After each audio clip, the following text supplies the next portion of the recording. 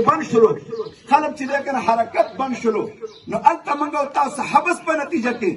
مرګ چې دی که نه هغه راځي نو موږ او تاسو مفرح ذات دا پرنجی چې کوي د دې حکمت علما ذکر کوي احادیثو کې راځي چې کله ته پرنجی وکړې نو په دې باندې ووایه الحمدلله ولې ځکه ستا ټول سیسټم ودرېدلو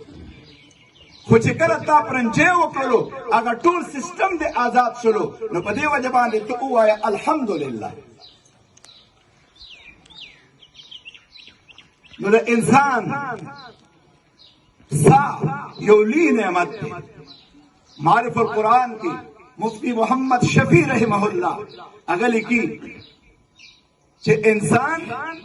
په یو گھنٹه کې 1000 सांस لیتا ہے 24 گھنٹوں کے منگو تاسو 24000 ساگانے اخلو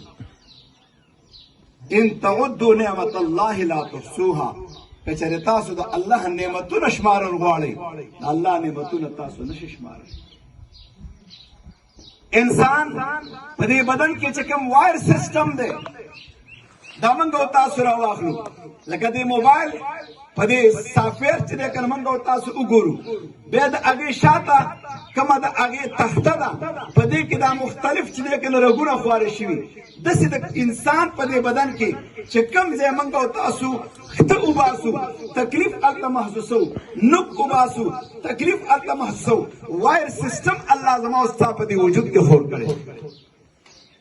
دنیا کې تا ته 3 قسمه اوبه میلاویږي خوږې میلاویږي ترخې میلاویږي تروې میلاویږي د انسان د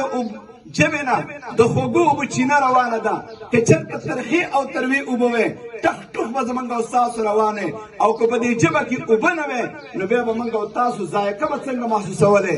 جان صاحب زموږ ډاکټر عنایت الله صاحب الله دې چې دی که نه غریب کې رحمت کړي اکثر به ما ته هغه چې دی که نه په دې خپلې بیمارۍ کې ټلیفون به وکړو ویل قاري صاحب نه په خواږه پوهېږم نه چې دی که نه په څه باندې پوهېږم ټول هر څه را باندې ترخه لګي په ژبه کې مې اوبه نشته دی کینسر بیماري ورته لګېدلې وه په ژبه کې مې اوبه نشته دی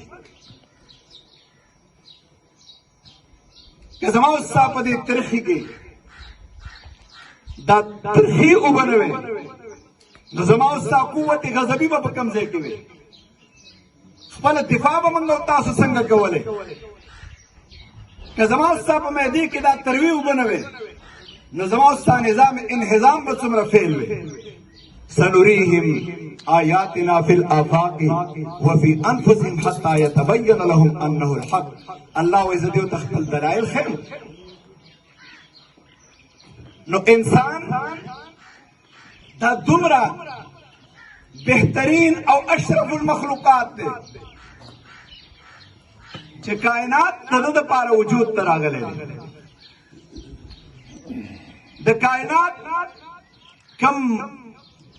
میوه د هغه انسان دی د انسان اصل هغه خمیر کې خاوره ده په خاوره کې ظلمانیت او تیره ده د دیوال نه اخوا لیدل نه کو ډب خیجې موږ او تاسو نور اخوا راته پته نه لګي چې کله انسان دا په دې خپل اصل خاوره باندې پرېښودلی شي نو د دنیا بدترین مخلوق به انسان دی به ظالم انسان دی